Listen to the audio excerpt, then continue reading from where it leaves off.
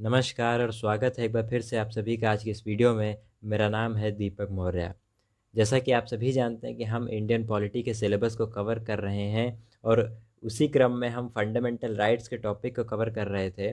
तो आज की इस वीडियो में हम फंडामेंटल राइट में जो पढ़ने वाले हैं वो कल्चरल एंड एजुकेशनल राइट यानी कि जो आर्टिकल 29 और 30 है उसको पढ़ने वाले हैं। उसके बाद हम राइट टू कॉन्स्टिट्यूशनल रेमेडीज़ यानी कि आर्टिकल 32 पढ़ेंगे और यहाँ से फंडामेंटल राइट जो है वो ख़त्म हो जाते हैं। लेकिन आर्टिकल 33, 34, 35 जो कि फंडामेंटल राइट का हिस्सा है वो भी बचते हैं। तो हम जानेंगे कि आर्टिकल 33, 34, 35 इसमें क्या है। इसके भी प्रोविज़न को हम आज की इस वीडियो में जानेंगे और फंडामेंटल राइट के टॉपिक को हम यहीं पर एंड करेंगे। तो बस चलिए आज का ये वीडियो हम स्टार्ट करते हैं। और इससे पहले कि हम वीडियो को स्टार्ट करें, अगर आपने अभी तक चैनल को सब्सक्राइब नहीं किया है तो प्लीज़ चैनल को सब्सक्राइब ज़रूर कर लें, जिससे आपको आने वाली वीडियोज़ के बारे में भी पता चलता रहे। तो बस चलिए टॉपिक की ओर चलते हैं। तो cultural and educational right article 29 and 30। तो देखते हैं आर्टिकल 29 क्या कहता है। Protecting of interest of minorities यानी कि अल्पसंख्यकों के हितों का संरक्षण। देखते हैं अब इस आर्टिकल में प्रोविजंस क्या क्या हैं। तो आर्टिकल 29 में पहला provision, any section of citizen residing in any part of India having a distinct language, script or culture of its own shall have right to conserve the same. यानी कि any citizen कोई भी any section यानी कि कोई भी वर्ग of citizen हमारे नागरिकों का यानी भारत के नागरिकों का कोई भी वर्ग हो यानी कि कोई भी ग्रुप भारत के नागरिकों का जो रिसाइडिंग इन इंडिया यानी कि भारत के किसी भी पार्ट में रहता हो, यानी भारत में रहने वाले नागरिकों का कोई भी ग्रुप जिसकी कोई अलग भाषा है, कोई अलग लैंग्वेज हो, कोई स्क्रिप्ट हो यानी कि उनकी कोई लिपि हो या कोई भी कल्चर हो अगर उनके पास, तो उनके पास ये अधिकार होगा कि उसको कंजर्व करके रख सकते हैं, उसको बचा करके रख सकते हैं।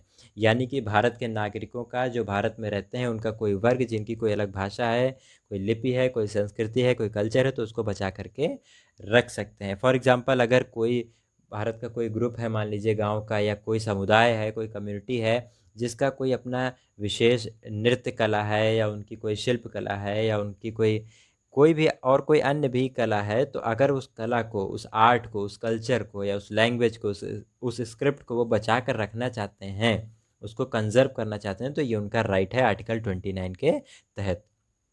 दूसरी बात, no citizen shall be denied admission into any educational institution maintained by state on grounds of religion, race, caste और लैंग्वेज। यानी कि ऐसा कोई भी एजुकेशनल इंस्टीट्यूट, कोई भी कॉलेज जो राज्य के द्वारा चलाया जा रहा होगा यानी कि सरकारों द्वारा चलाया जा रहा होगा, उसमें धर्म, जाति और रंग भेद या भाषा, इन सभी के आधार पे किसी भी तरह का भेदभाव नहीं किया जा सकता, ऐसा आर्टिकल 29 में लिखा है।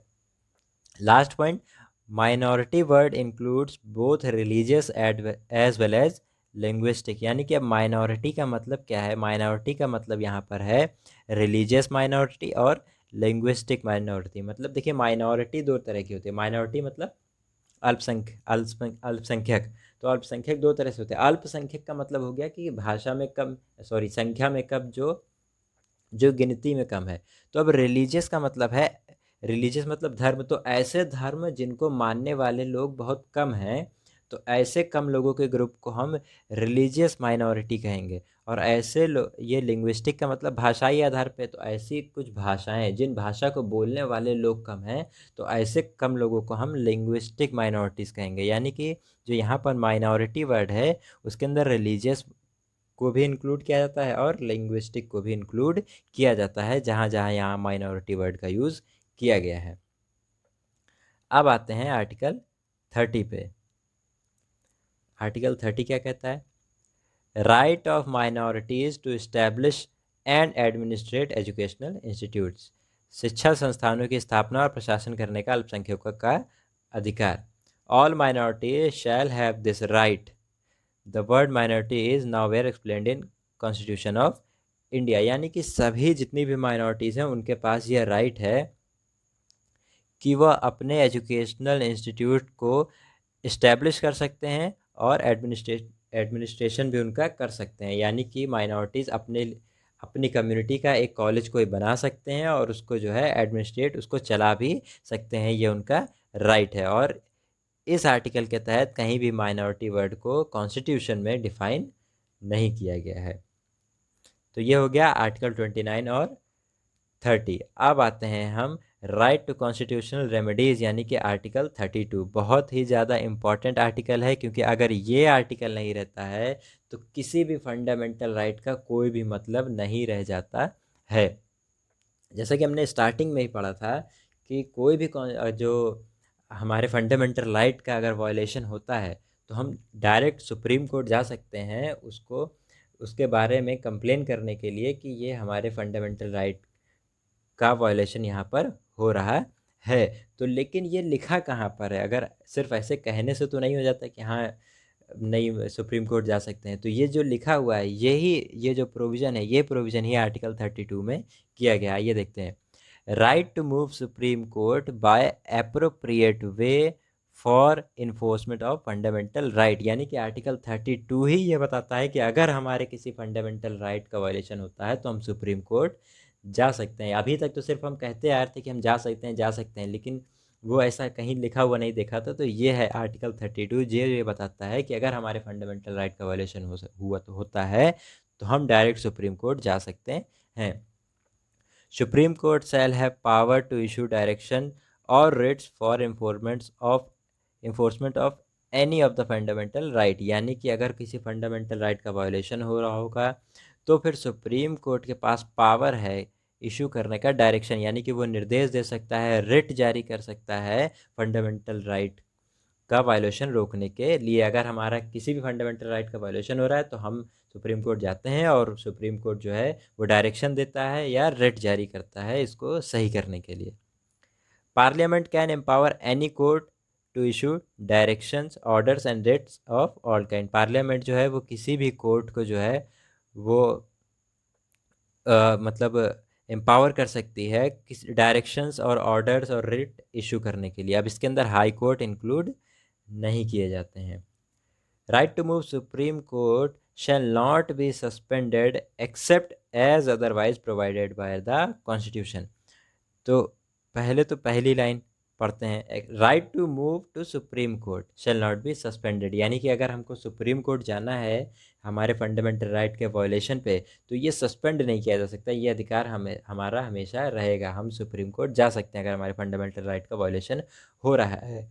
लेकिन जैसा कि इंडियन कॉन्स्टिट्यूशन में हर जगह कुछ ना कुछ सब क्लॉज जोड़े ही जाते हैं, कुछ प्रोविजन अलग से दिए ही रहते हैं, इफ़ बट लगा ही होता है। तो उसी तरह यहाँ पर भी लगा हुआ है except as otherwise provided by the constitution. यानी कि सस्पेंड, वैसे तो नॉर्मली तो ये सस्पेंड नहीं किया जा सकता है हमारा सुप्रीम कोर्ट जाने का राइट, लेकिन सस्पेंड किया जा सकता है प्रोवाइडेड बाय द कॉन्स्टिट्यूशन, जैसा कि कॉन्स्टिट्यूशन में प्रोवाइड किया गया है। जैसा मतलब कि अगर कॉन्स्टिट्यूशन में कहीं ये लिखा है कि इस सिचुएशन में आप सुप्रीम कोर्ट नहीं जा सकते हैं तो उस आधार पे आपसे नहीं छीना जा सकता, अदरवाइज आप सुप्रीम कोर्ट जा सकते हैं। जैसे कि फॉर एग्जांपल अगर इमरजेंसी लग जाती है कंट्री में तो इमरजेंसी जैसे सिचुएशन में आपके फंडामेंटल राइट्स आपसे छिन जाते हैं और ऐसे केस में आप सुप्रीम कोर्ट भी नहीं जा सकते। यानी कि ये जो आर्टिकल 32 है ये भी वहाँ से हट जाता है उस वक्त। तो ये प्रोविज़न है इमरजेंसी वाला, ये हमें कॉन्स्टिट्यूशन ही देता है। तो यानी कि ये कॉन्स्टिट्यूशन के हिसाब से है, इसलिए हम यहाँ पर जो है वो हमारा आर्टिकल 32 का राइट जा सकता है। लेकिन बिना किसी ऐसे प्रोविज़न के जो कॉन्स्टिट्यूशन में नहीं लिखा है उसके तहत ये हमसे राइट नहीं छीना जा सकता, हम सुप्रीम कोर्ट जा सकते हैं। तो ये कहता है आर्टिकल 32। तो यहाँ पर हमारे सारे फंडामेंटल राइट्स ख़त्म होते हैं, लेकिन हमने स्टार्टिंग में पढ़ा था कि आर्टिकल 12 से लेकर के आर्टिकल 35 तक हमारे फंडामेंटल राइट हैं। तो यहाँ पर 32 पे आकर के ख़त्म हो गया है। तो यानी कि 33, 34 और 35 जो है ये कहाँ गया, ये चीज़ भी हमें समझनी होगी। जिस तरह स्टार्टिंग में आर्टिकल 12 और आर्टिकल 13 भी किसी फंडामेंटल राइट के बारे में नहीं बताते हैं, लेकिन ये आर्टिकल 12 और आर्टिकल 13 में जो भी प्रोविज़न है वो फंडामेंटल राइट से रिलेटेड है। अगर आपने मेरा स्टार्टिंग का वीडियो नहीं देखा है तो देख लीजिएगा, आपको डिस्क्रिप्शन में लिंक मिल जाएगा, तब आपको समझ में आ जाएगा कि इसका मतलब क्या है। तो अब आइए हम चलते हैं, समझते हैं कि आर्टिकल 33, 34 और 35 क्या है। सबसे पहले देखते हैं article 33। Article 33 empowers parliament to restrict or abrogate the fundamental right of the members of armed force, paramilitary force and intelligence agencies। यानी कि जो आर्टिकल 33 है वो पार्लियामेंट को पावर देता है, किस चीज़ की पावर देता है, टू रिस्ट्रिक्ट, यानी कि रिस्ट्रिक्ट लगाने की, रोक लगाने की या कम कर देने की, फंडामेंटल राइट्स के पावर को कम कर देने की पावर, लेकिन किसके खिलाफ, आर्म्ड फोर्स या पैरामिलिट्री फोर्सेस जो हैं या इंटेलिजेंस एजेंसीज हैं, इनके खिलाफ जो है वो फंडामेंटल राइट्स को कम किया जा सकता है या उस पर प्रतिबंध भी लगाया जा सकता है अकॉर्डिंग टू सिचुएशन। अब ये आर्टिकल बनाया गया है और इसमें ये प्रोविज़न भी किया गया है, तो इसके पीछे कुछ ना कुछ रीज़न होगा। तो उसका रीज़न ये है कि जो हमारी इंटेलिजेंस एजेंसीज़ हैं, तो उनमें जो भी एम्प्लॉयज़, जो भी लोग काम करते हैं, उनके पास बहुत ही ऐसी खुफिया टाइप की जानकारी होती है जो बाहर आना ज़रूरी नहीं है। तो अगर उनके पास ऐसी कोई जानकारी है और वो ये कहें कि राइट टू एक्सप्रेशन, मतलब freedom of speech and expression हमारा राइट है, हम कुछ भी कह सकते हैं, जो हम बोलना चाहें, जो हम अपने भाव हैं वो कह सकते हैं, तो वो इस तरह की खुफिया जानकारी भी लोगों के बीच देना चाहेंगे अपने राइट के तहत। तो इससे जो है वो देश की सुरक्षा को खतरा हो सकता है, इसलिए यहाँ पर इनके कुछ फंडामेंटल राइट्स पे रोक लगा दी जा सकती है। उसी तरह आर्म्ड फोर्स को लेकर भी जो है वो रोक लगाई जा सकती है, क्योंकि जैसे हमारी आर्मी है, तो उनको कैसे कई ऐसे जगहों पर भी जॉब करने के लिए जाना पड़ता है, जैसे सियाचिन ग्लेशियर पे, तो वहाँ पर टेम्परेचर -50 के आसपास भी चला जाता है। तो ऐसे में अगर वो ये कहें कि हमारा राइट है, आर्टिकल 21 में जैसे हमने पढ़ा था, लाइफ, जो हमारा राइट टू लाइफ है, तो अगर ये कहें कि वहाँ पर हमारे जीने के हिसाब से सही कंडीशन नहीं है, क्योंकि -50 डिग्री टेम्परेचर पे रह पाना, लाइफ को मेंटेन कर पाना बहुत मुश्किल है। तो अगर वो ये कहें कि हमारा यहाँ पर 21 जो आर्टिकल है वो वायलेट होता है, राइट टू लाइफ जो है उसका उल्लंघन हो रहा है, क्योंकि यहाँ पर हमें जीने लायक कंडीशन ही नहीं मिल रही है। तो ये इसी वजह से, इन्हीं सब कारणों की वजह से आर्टिकल 33 लाया गया है, और जो हमारे आर्म फोर्स है या पैरामिलिट्री फोर्स और इंटेलिजेंस एजेंसीज हैं, उनके कुछ फंडामेंटल राइट्स पे अकॉर्डिंग टू सिचुएशन रोक लगाई जा सकती है। अब आते हैं आर्टिकल 34 पे कि आर्टिकल 34 क्या कहता है। This article empowers parliament to identify a person or restrict his fundamental right in case of martial law is declared in any part of territory of India। तो इसको समझने से पहले ये समझना ज़रूरी है कि मार्शल लॉ क्या होता है। तो देखिए, मार्शल लॉ एक तरह का हम कह सकते हैं कि अ, एक ऐसा प्रोविज़न है जहाँ पर जब कंट्री में कुछ ऐसी असाधारण सी परिस्थिति आ जाती है, कुछ ऐसी इंटरनल डिस्टर्बेंस हो जाता है, जैसे कि युद्ध हो सकता है या अशांति हो सकती है या दंगे हो रहे हैं कंट्री में, तो ऐसी सिचुएशन में कुछ पर्टिकुलर एरिया में मार्शल लॉ लगाया जाता है, उसको हम कहते हैं मार्शल लॉ। तो ऐसे समय में वहाँ पर एक तरह से आर्मी का रूल हो जाता है, और उस सिचुएशन में हम फंडामेंटल राइट्स को जो पूरी तरीके से जब्त कर लेते हैं, वहाँ पर फंडामेंटल राइट को जब्त किया जा सकता है। तो वही लिखा हुआ है कि this article empowers parliament to identify a person, यानी कि पार्लियामेंट को ये राइट है कि वह किसी एक पर्सन या फिर और लोगों को भी रिस्ट्रिक्ट कर सकते हैं उनके fundamental right in case of martial law is declared. अगर वहाँ पर मार्शल लॉ लगा हुआ है, तो ऐसी सिचुएशन में वहाँ के फंडामेंटल राइट्स भी वो जो हैं वो छीने जा सकते हैं। जिस तरह से इमरजेंसी अगर कहीं पर लगाई जाती है, तो फंडामेंटल राइट जो हैं वो छिन जाते हैं, उसी तरह से अगर कहीं पर मार्शल लॉ भी लगा हुआ है, सैन्य कानून लगा हुआ है, तो ऐसे सिचुएशन में भी वहाँ पर फंडामेंटल राइट जो है वो छीने जा सकते हैं। ये कहता है आर्टिकल 34। अब आते हैं लास्ट आर्टिकल, आर्टिकल 35 पे। According to this article, only parliament, not the state legislature, has the right to implement fundamental rights by making law। यानी कि आर्टिकल 35 ये कहता है कि इसके हिसाब से पार्लियामेंट को, जो पार्लियामेंट है, उसके पास राइट है फंडामेंटल राइट्स को वायलेट फंडामेंटल राइट्स को अप्लाई कराने के लिए, लॉ बनाने के कुछ ऐसे फंडामेंटल राइट्स हैं जिसको अप्लाई कराने के लिए या उनसे रिलेटेड कुछ एक्सेप्शंस लाने के लिए इस तरह के कानून बनाने का प्रोविजन सिर्फ पार्लियामेंट को दिया गया है, यानी केंद्र सरकार को दिया गया है, सेंट्रल गवर्नमेंट को दिया है। राज्य सरकारें यानी कि स्टेट लेजिस्लेचर उसमें किसी भी तरह का हस्तक्षेप नहीं कर सकती, उन पे कानून नहीं बना सकती। तो ये आर्टिकल 35 कहता है। तो अगर आपको उन कानून की लिस्ट चाहिए, वो जो जिन पर सिर्फ पार्लियामेंट लॉ बना सकता है इस आर्टिकल 35 के तहत, तो वो लिस्ट भी अगर आप कहेंगे तो मैं आपको वो प्रोवाइड करा दूंगा। अगर आपको वो लिस्ट चाहिए तो आप कमेंट बॉक्स में बताइएगा, मैं आपको वो लिस्ट प्रोवाइड करा दूंगा। फिलहाल आर्टिकल 35 में इतना जानना ज़रूरी है कि कुछ ऐसे जो हमारे फंडामेंटल राइट से रिलेटेड प्रोविज़न हैं, जिनसे रिलेटेड लॉ जो है वो सिर्फ पार्लियामेंट बना सकती है, स्टेट लेजिस्लेचर यानी कि राज्य विधानसभा इन पर कानून नहीं बना सकती है।